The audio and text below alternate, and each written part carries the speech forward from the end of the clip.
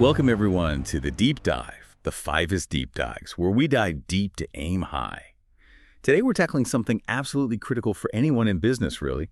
We're talking customer centricity, specifically how buyers and sellers can actually build winning partnerships. We're going to unpack some fantastic insights from a webinar by Jens Henschel, who, is the founder of FIVIS. Absolutely, and it's such a timely mission. It's quite something, isn't it? How pretty much everyone in B2B says they want collaborative relationships. But there's often still this huge divide. You see it all the time between procurement, the buyers, and sales, the sellers. FIVIS was actually founded about 7 years back on this one core idea. There is just tons of value locked up, waiting to be released if these two sides could just understand each other a bit better. It sounds simple, I know, but it's a gap that genuinely costs companies millions. We're focusing right in on customer centricity, showing how buyers and sellers who, let's face it, are often on different pages can actually build relationships that, generate real value, profit-generating partnerships. Jens ran this live poll in his webinar. Let's dig into that. When sales folks were asked about procurement, words like saving, price-conscious, reserved, risk-focused, even gatekeepers kept coming up. Some actually called procurement a black box, not open, not really cooperative, seemed like they only wanted to talk price, even when sales felt they were offering real value. What do those labels tell you? Well, it screams misunderstanding, doesn't it? More than just friction, really. And it cuts both ways. When procurement pros talked about sales, the picture was, just as telling, maybe a bit more cautious. They'd often say things like, oh, sales talks collaboration, sure, but then poof, they vanish once the deal's done. Yeah. Often seen as, disappointing, maybe a bit tactical or just closed off. It's not just poor communication. It points to a real misalignment, I think. Sales often isn't seen as that long-term value partner. Right. So this deep misunderstanding, these perceptions flying back and forth, it almost guarantees a win-lose attitude, doesn't it? It just poisons the well for collaboration and stops that value flowing between companies, like a self-fulfilling prophecy. Exactly. And if you zoom out, Jens makes this brilliant point. Procurement and sales are fundamentally two different sides of the same coin. They're actually very similar functions, almost joined at the hip, he says. But we tend to focus on the adversarial part. They desperately need to understand each other better, not just to get along, but to actually create and unlock value together. Just think about the innovation that gets missed, the efficiencies lost, because they're basically speaking different languages. Two sides of the same coin. I like that. So how do we actually bridge that gap? Or maybe better, how do we fuse those two sides together more strongly? Let's maybe start with the buyer's perspective, procurement. How does customer centricity apply there? Because honestly, for a lot of procurement folks, customer centricity isn't really in their day-to-day vocabulary. It's more suppliers, categories, spend, negotiation, very function-focused. That's definitely the traditional mindset, yeah. Yeah. But here's the key shift Jens talks about. For buyers to be really successful internally and externally, they have to change their whole approach. They need to weave that customer point of view into everything they do in procurement. It's a huge paradigm shift, often missed, but it's what separates a transactional buyer from someone who creates strategic value. Okay, let's make it practical. Jens used this great example. Let's stick with it. Imagine you're in procurement for Snickers. Good job, by the way. Your task is buying the plastic packaging for the bars. Now, the traditional way, the functional-centric way, Jens calls it, you'd be zeroing in on external suppliers, their prices, capabilities, market capacity, that sort of thing. Just get the best deal on plastic. And like Jens points out, that functional approach often just doesn't cut it. It doesn't always get the best results, and it definitely doesn't build the kind of relationships that unlock value long-term. Why? Because it's missing that customer perspective. You might get a low price today, sure, but what about innovation or flexibility or even your brand's reputation down the line? So what does real customer-centric procurement look like in this Snickers case? It means widening the lens, like a lot. First, you've got to really think about the end consumer, the actual person grabbing that Snickers off the supermarket shelf. They're the ultimate signal. Procurement needs to understand their unfiltered needs. Packaging, maybe sustainability is huge for them, or recyclability, or even how the pack feels. It sounds basic, but it's a step buyers often skip when they're just chasing cost per unit. Totally. And then there's your direct customer. For Snickers, think Tesco or Walmart. Understanding their needs is just as vital. Do they need specific supply chain flexibility? Agility? Do they have their own sustainability targets you need to help them meet? Maybe they want marketing support tied to the packaging. These are connections procurement needs to make proactively. Because if Tesco isn't happy, Snickers doesn't sell as much. Simple as that. And it definitely doesn't stop there. right? Yeah. You've got your internal people too. The CEO, finance, R&D, product development, the ops team. They're all your internal customers. Hmm. As procurement, you're not just taking orders.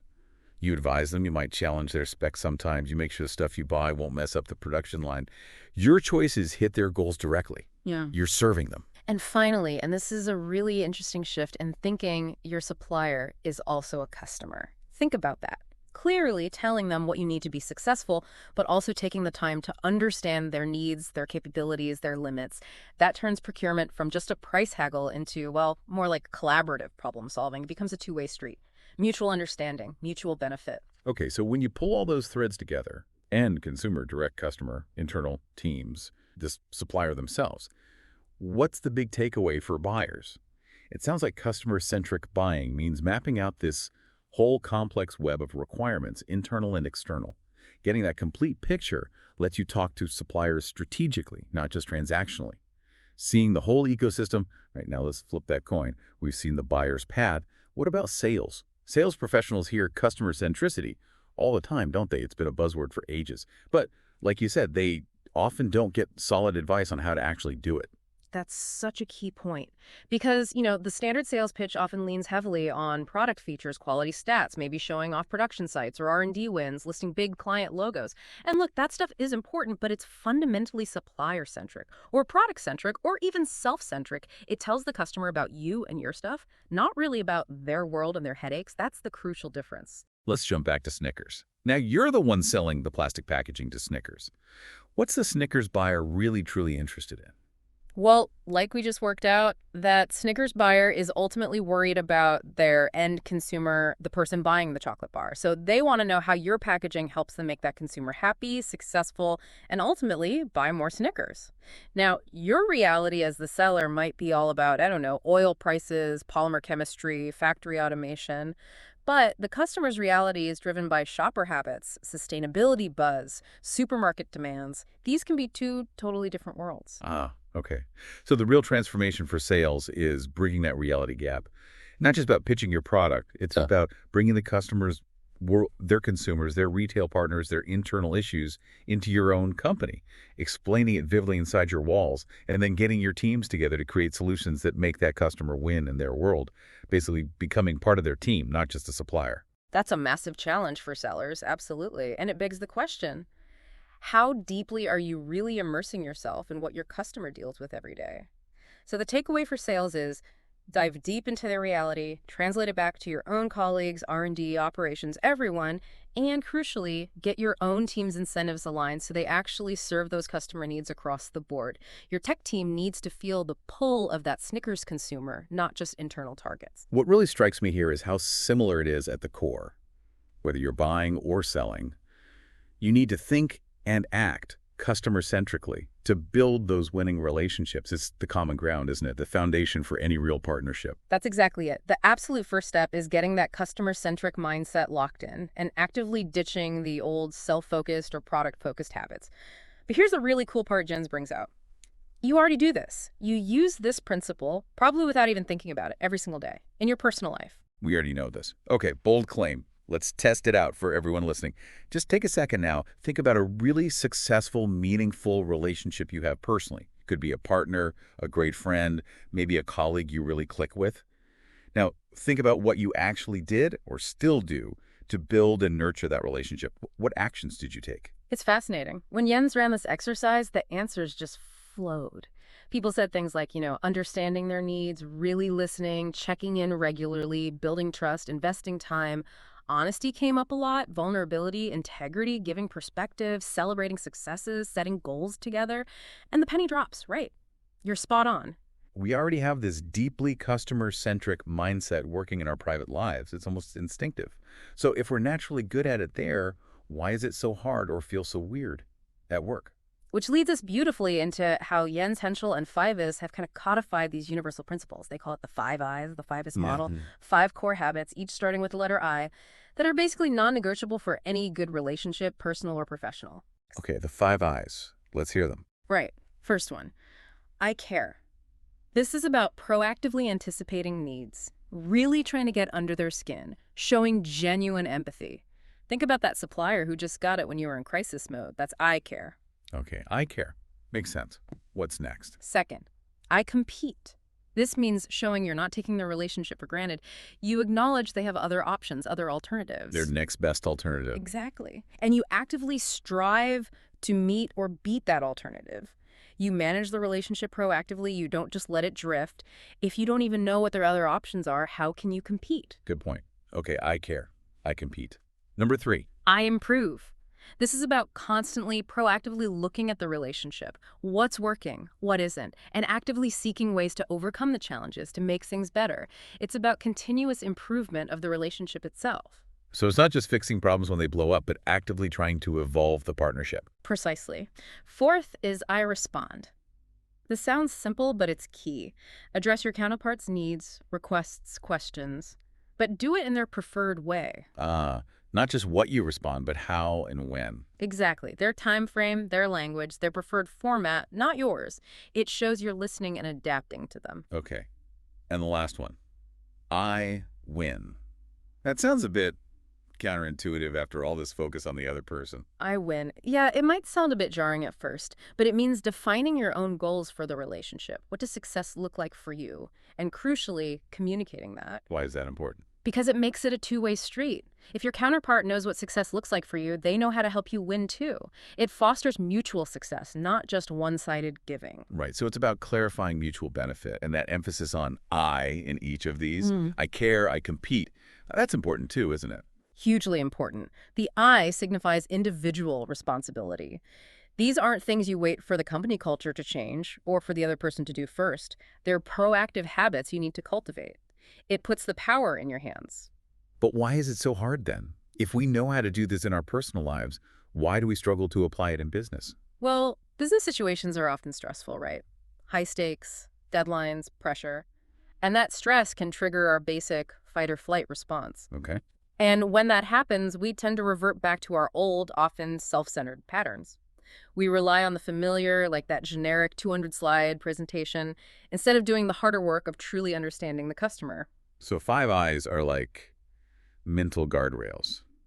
Habits to build so you don't fall back into those old ways under pressure. That's a great way to put it. They help you build the muscle memory for customer-centric behavior, overriding that knee-jerk, self-focused reaction. Okay, this is really practical stuff. So for everyone listening, what does this mean for you? We've covered a lot. How can you actually put this into action, like today? Yeah, let's make it concrete. 5 I's had a kind of homework exercise. Right. Right? Think about one specific business counterpart you work with. Could be a key buyer if you're in sales, maybe a critical supplier if you're in procurement. Right. Pick one person. And then ask yourself these 5 I's questions, honestly. How do you actually show them you care? What actions do you take? How do you demonstrate that you compete, that you're not complacent? Do you even know what their next best alternative is? What do you actively do to improve the relationship? How well do you really respond in their way, on their time? And finally, have you actually defined what winning looks like for you in this relationship? And have you communicated that clearly? It's a powerful self-reflection exercise. And based on the webinar Q&A, we can offer some tangible first steps too. Great, let's hear them. For procurement folks first. Okay, if you're in procurement, a great place to start is I care. How? Spend real quality time with your internal stakeholders. Go talk to finance, marketing operations, maybe even, visit a plant. Learn their language, understand their pressures, take it further. Reach out to your direct customers, the retailers, in the Snickers example. Maybe tag along with a sales colleague on a store visit. See your product in their environment. And the end consumer. Yes, crucially, spend time understanding the end consumer. If it's Snickers packaging, buy some Snickers, eat them, see how the packaging works, how it feels, how you dispose of it. Get that outside-in perspective. The biggest trap here is assuming you already know. You probably don't know as much as you think. Okay, solid advice for procurement. What about for the sales professionals listening? How do they start with caring without immediately jumping into their solution? It's a similar mindset shift, starting with I care. Resist that urge to lead with how great your product or service is. Instead, make it your mission to deeply investigate your customer's business. Their world, their reality. Yes. How do you genuinely contribute to their success in their market? Thinking back to Snickers again. Don't talk about your plastic's tensile strength. Talk about how your packaging innovation could help them sell more chocolate bars to their end consumers facing their market challenges. So show you understand their pressures, their goals. Exactly. Allude to those end consumer market challenges. It shows you've done your homework, that you genuinely understand their context. Don't just run a generic discovery call asking surface-level questions. Dig deeper to understand the real pain points, the underlying needs, not just the stated requirements. This is really pulling it all together. The core message seems incredibly clear. If you want to unlock real, tangible value in B2B, both sides, buyers and sellers, have to actively embrace this customer-centric mindset. It's about consciously shifting from me thinking to we thinking. It really is. Yeah. And maybe, connecting it all back, here's a final thought to chew on, something provocative. You've likely spent your entire life learning and mastering how to build successful personal relationships. You have that skill, that inherent wisdom. So what is really stopping you from applying that exact same wisdom, that same empathy and care to your most important business partnerships? That is a really powerful question to leave us with, something for all of us to think about. We hope this deep dive gives you the tools, especially that 5 Eyes framework, to explore this further in your own work.